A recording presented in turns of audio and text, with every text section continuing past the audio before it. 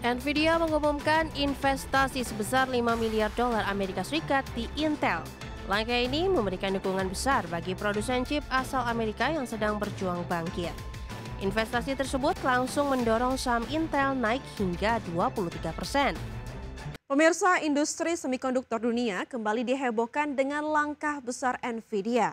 Raksasa chip grafis ini baru saja mengumumkan investasi 5 miliar dolar Amerika di perusahaan Intel yang selama ini dikenal sebagai produsen chip tertua asal Amerika Serikat. Nvidia mengumumkan investasi sebesar 5 miliar dolar Amerika Serikat di Intel. Langkah ini memberikan dukungan besar bagi produsen chip asal Amerika yang sedang berjuang bangkit. Investasi tersebut langsung mendorong saham Intel naik hingga 23%. Dengan kepemilikan baru sebesar 4% saham Intel, Nvidia menjadi salah satu pemegang saham terbesar perusahaan tersebut.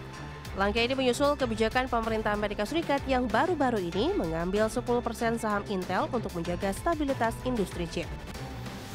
CEO Nvidia, Jensen Huang, menegaskan kerjasama dengan Intel tidak melibatkan campur tangan Gedung Putih.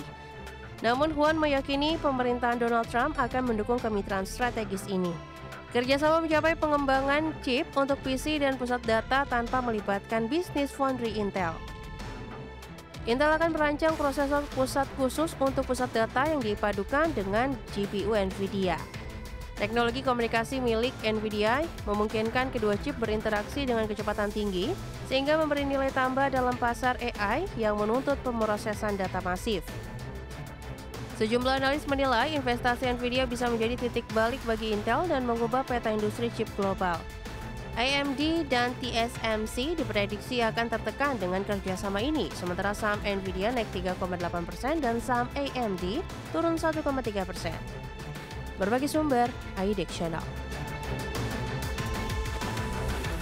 Kembali bersama kami, pemirsa. Pengembang AI asal China DeepSeek mengumumkan bahwa biaya pelatihan model R1 mereka hanya 294 ribu dolar Amerika atau sekitar 4,8 miliar rupiah.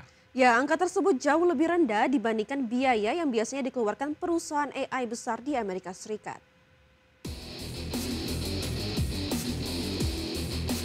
Pengembang AI asal China, DeepSeek mengumumkan bahwa biaya pelatihan model R1 mereka hanya 294 ribu US dollar atau sekitar 4,8 miliar rupiah.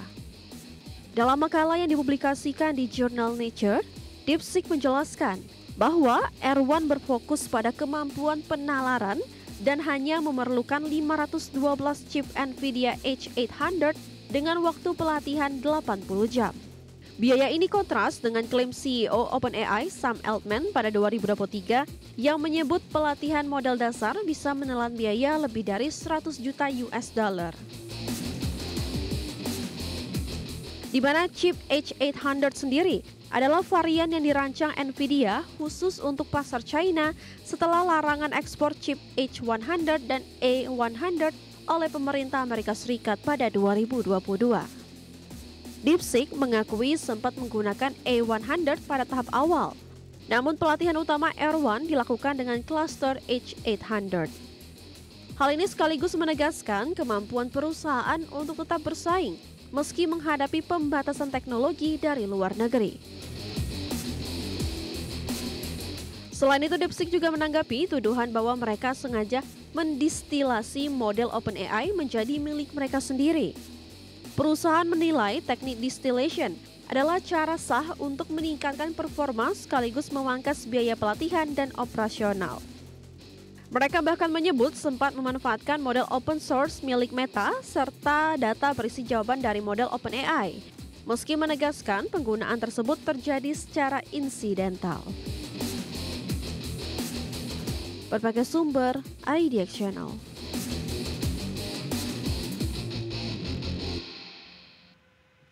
Pemirsa, film komedi romantis Materialist karya sutradara Celine Song mencetak sejarah box office dengan melampaui pendapatan global sebesar 100 juta US dollar.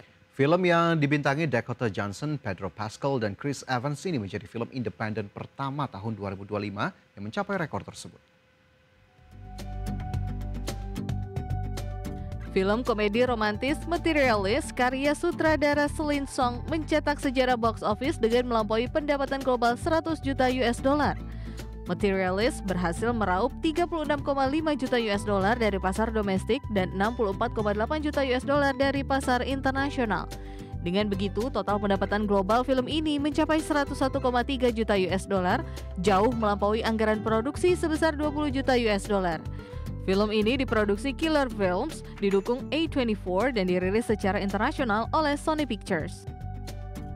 Materialist mengisahkan seorang pencari jodoh asal New York yang terjebak dalam cinta segitiga antara pelamar kaya raya dan mantan kekasihnya. Film ini dibuka pertengahan Juni dengan pendapatan 12 juta US dollar, menjadi debut domestik terbesar ketiga bagi A24 setelah Civil War dan Hereditary. Kesuksesan film ini disebut tidak lepas dari strategi A24 yang memosisikan Materialist sebagai komedi romantis klasik penuh bintang, bukan sekedar film indie. Adapun momentum film ini juga terbantu dengan penempatan rilis musim panas yang bersaing langsung dengan sejumlah blockbuster beranggaran besar seperti How to Train Your Dragon versi live action, remake Lilo and Stitch Disney, dan Mission Impossible: The Final Reckoning dari Paramount. Selain itu, tema yang diangkat mengenai realitas biaya hidup di New York dan etika kencan transaksional berhasil memicu banyak perbincangan daring, menjaga popularitas film ini baik di Amerika Utara maupun mancanegara. Berbagai sumber IDX Channel. DJI baru saja merilis produk terbarunya DJI Mini 5 Pro. Ya, drone generasi terbaru ini menawarkan kombinasi bobot ringan, kamera berkualitas tinggi, dan fitur pintar untuk memenuhi kebutuhan pasar global. Tak hanya itu, harga yang diperkirakan mulai dari 12 juta hingga 15 juta rupiah menjadikannya saingan kuat di segmentasi drone premium.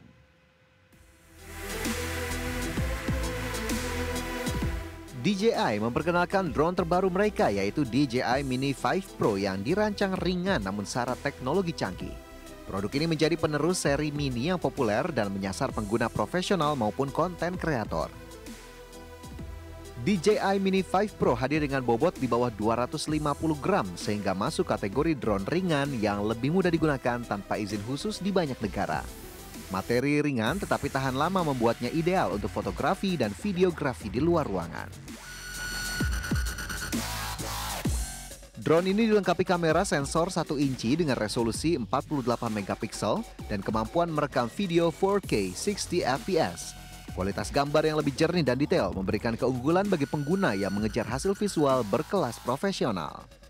DJI Mini 5 Pro juga mengusung sistem penghindaran rintangan 360 derajat serta teknologi transmisi OcuSync terbaru. Fitur ini memastikan drone tetap aman di udara dan dapat mengirimkan video stabil hingga jarak belasan kilometer. Untuk dukungan daya, DJI Mini 5 Pro memiliki waktu terbang hingga 45 menit dengan baterai baru yang lebih efisien. Produk ini dijual dengan perkiraan harga mulai $899 Amerika Serikat atau sekitar 14 juta rupiah dan diprediksi akan memperketat persaingan di pasar drone global. Berbagai sumber, IDX Channel. Kembali di Prime Market Highlight pemirsa, aktivitas penerbitan obligasi korporasi di pasar investment grade Amerika Serikat meningkat tajam pada Kamis 18 September maksud kami. Pada Kamis, ya. Lonjakan ini terjadi setelah The Federal Reserve memangkas suku bunga acuan sebesar 25 basis poin pada pertemuan September. Aktivitas penerbitan obligasi korporasi di pasar investment grade Amerika Serikat meningkat tajam pada Kamis 18 September 2025. Melansir dari Yahoo Finance, setidaknya 9 emiten korporasi masuk ke pasar dengan total hampir 15 miliar US dollar. AT&T menjadi penerbit terbesar dengan obligasi 4 seri senilai 5 miliar US dollar yang digunakan untuk melunasi hutang jatuh tempo serta mendukung akuisisi. Transaksi tersebut ditangani oleh sejumlah bank besar seperti BNP Paribas, Bank of America, Citi, JP Morgan, dan Mizuho. Sementara UBS Group dan Credit Agricole juga tercatat sebagai penerbit besar pada hari yang sama. Kenaikan aktivitas penerbitan ini didorong ekspektasi biaya pinjaman yang lebih murah setelah keputusan The Fed menurunkan suku bunga. Pelaku pasar menyebut spread dan imbal hasil obligasi korporasi telah menurun sepanjang bulan September seiring arus kuat ke instrumen pendapatan tetap. Kondisi ini memungkinkan pasokan obligasi baru terserap dengan mudah oleh investor meskipun jumlahnya besar.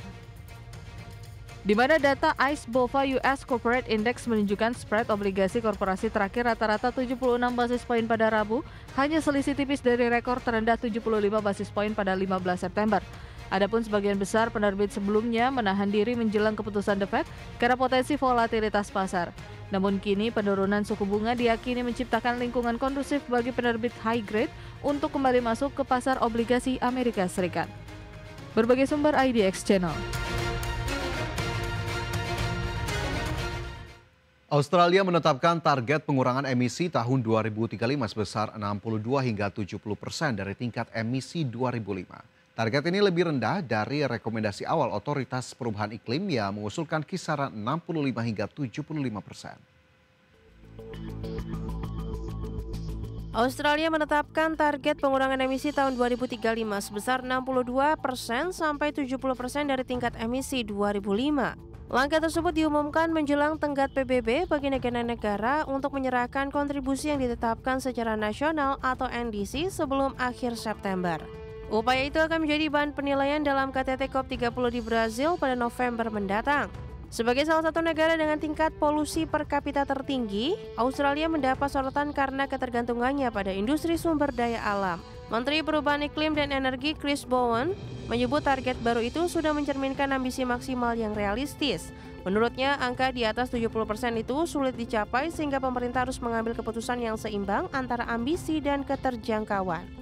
Sementara itu, Perdana Menteri Anthony Albanese menegaskan bahwa meski bukan pencemar terbesar, Australia memiliki tanggung jawab moral untuk bertindak. Untuk mendukung pencapaian target, pemerintah mengalokasikan dana 5 miliar dolar Australia guna membantu industri melakukan dekarbonisasi dan tambahan 2 miliar dolar Australia bagi perusahaan pembiayaan energi bersih. Dana ini ditujukan untuk mempercepat transisi energi sekaligus menekan biaya listrik bagi masyarakat. Adapun sebagai pembandingan, Inggris telah menetapkan target lebih ambisius dengan pengurangan hingga 78% dari tingkat emisi 2005 yang diajukan ke PBB. Berbagi sumber, IDX Channel.